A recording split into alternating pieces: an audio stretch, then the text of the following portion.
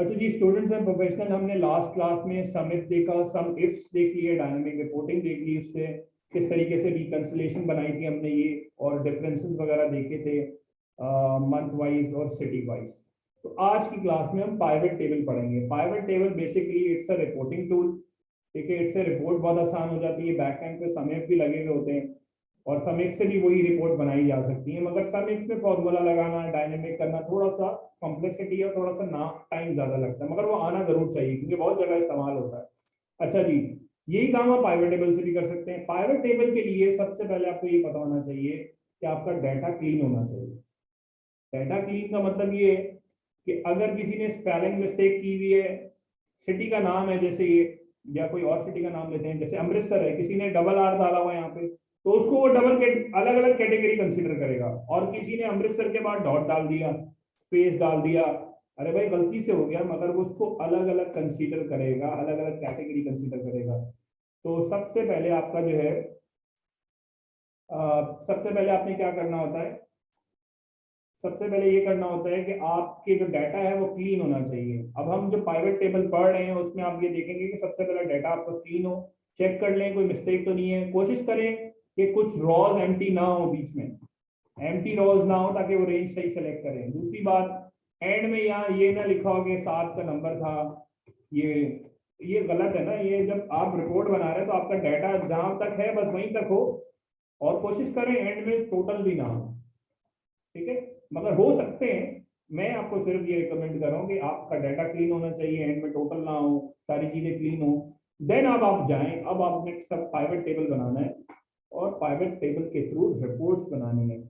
तो सबसे पहले आसानी से, बिल्कुल आराम आराम से आपको समझाऊंगा कि किस तरीके से इसको काम करेंगे। सबसे पहले आपका कर्सर जो है, आपका जो कर्सर है, ये जो कर्सर है ये डाटा के अंदर होना चाहिए। मतलब आपका कर्सर यहाँ ना हो, ये कर्सर यहाँ है और पाइवट टेबल बनाने के लिए जा रहे हैं, तो भाई कर्सर तो यहाँ डाटा के अंदर रखेंगे ना। तो डाटा के अंदर आपने कर्सर रखा और इंसर्ट के टैब में गए। इंसर्ट के टैब में जाने के बाद पाइवट टेबल के टैब में जाएंगे और ये रेंज खुद बना लेगा। अब वो कैसे बना रहा है, कह रहा है कंपनी के डाटा में गए, वर्कशीट का नाम दे रहा है वर्कशीट। अब मैंने वर्कशीट और वर्कबुक करा चुका हूँ, इसीलिए आपको दोबारा नहीं बताऊंगा। कंपनी डाटा वर्कशीट का नाम दे रहा है और रेंज खुद बना रहा है, कह रहा है range from A1 to L243, column A से लेके एल कॉलम तक, और रॉ नंबर 1 से लेके रॉ नंबर 1 से लेके 243 तक इसने पूरी रेंज खुद सिलेक्ट कर ली है। इसलिए रेंज सेलेक्ट की है कि बीच में कोई रॉस खाली नहीं थी। अगर रॉस खाली होती तो उसके बाद वाली रॉस नहीं लेता रेंज में, फिर हमें रेंज खुद बनानी पड़ती। तो डाटा क्लीन हो, चीजें सही हो, तो थोड़ा बेहतर आपका वो रेंज खुद बना लेगा। अब वो ये कह रहा है रेंज खुद बना ली। रेंज इसलिए खुद बनाई है क्योंकि आपका कर्सर उस डाटा के अंदर था। दूसरी चीज, choose where you want the pivot table report to be place. Sir ये रिपोर्ट कहाँ बनानी है, न्यू शीट में या एग्जिस्टिंग में? हम न्यू शीट में बनाएंगे। ओके किया, ये न्यू शीट तैयार हो गई, मैंने इसका नाम रीनेम कर दिया कि मैं पाइवट टेबल पढ़ा रहा हूँ, तो पाइवट टेबल की रिपोर्ट का नाम दे दिया मैंने। ठीक है, और ये पाइवट टेबल है। ठीक है, अब होता क्या है कि pivot table basically reporting tool है, और हमारा कर्सर, हमारे पाइवट टेबल की जो फील्ड्स हैं वो इनेबल कब होती हैं? इनेबल तब होती है जब आप इस टेबल के अंदर होते हैं।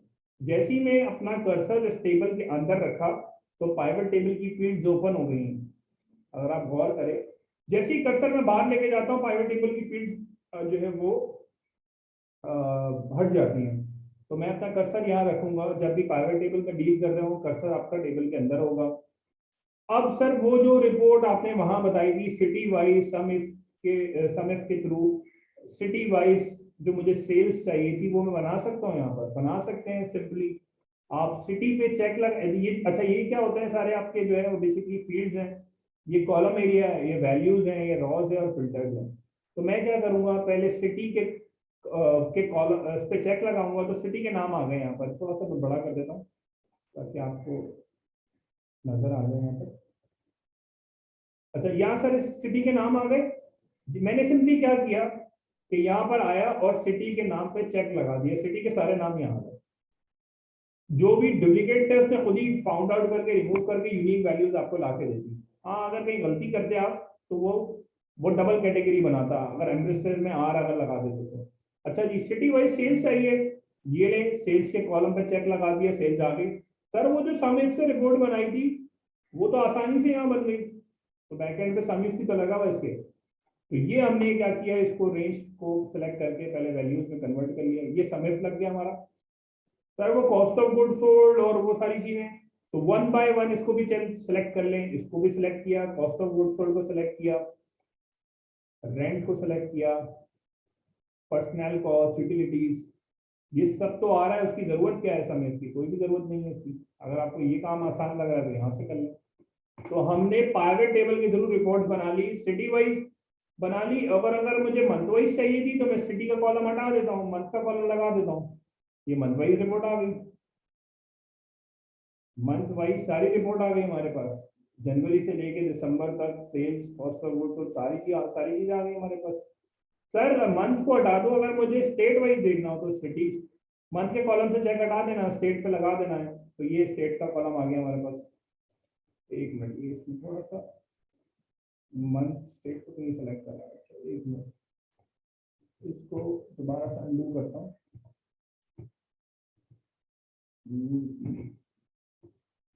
अच्छा जी, यहाँ पे मैंने स्टेट के कॉलम पे सेलेक्ट किया, ये स्टेट का कॉलम सेलेक्ट किया तो पूरी मेरी रिपोर्ट्स बन गई। अगर मुझे ज्योग्राफी वाइज रिपोर्ट चाहिए, ईस्ट की क्या सेल्स है, नॉर्थ की क्या है, साउथ की क्या है, ये सारी रिपोर्ट हमारी बन गई।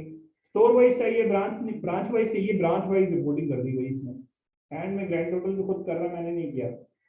तो इसका मतलब है पाइवट टेबल बनाते कैसे हैं और फील्ड कैसे इंसर्ट करते हैं, और ये कर क्या रहा है बेसिकली। ये जो वैल्यूज हैं, जहाँ पे नंबर्स हैं उनको कॉलम्स में ले रहा है, कॉलम वाले बॉक्स में ले रहा है जहाँ वैल्यूज है, और यहाँ भी ले रहा है, और जो आपकी जो कैटेगरी है वो रॉ में ले रहा है। ठीक है, आप चाहें तो आप इसको ज्योग्राफी को आप ऐसे सिलेक्ट करके रॉ में डाल दें, तब भी ज्योग्राफी वाइज रिपोर्ट आ जाएगी, या फिर आप ज्योग्राफी पे चेक लगा दें, तब भी ज्योग्राफी वाइज रिपोर्ट आ जाएगी। यहाँ पे मैं रिकॉर्डिंग ऑफ करता हूँ और फिर आप लोगों का क्वेश्चन आंसर दे देता हूँ।